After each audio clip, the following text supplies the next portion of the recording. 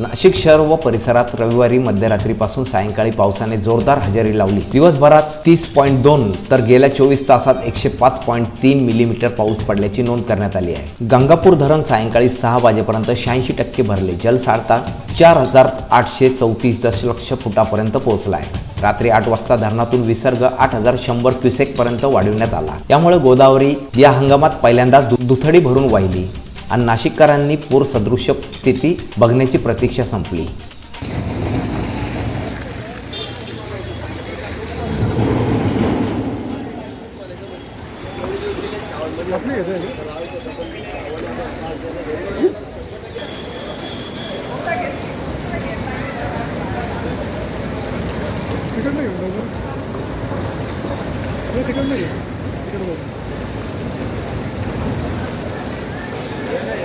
पाणी वाढेल।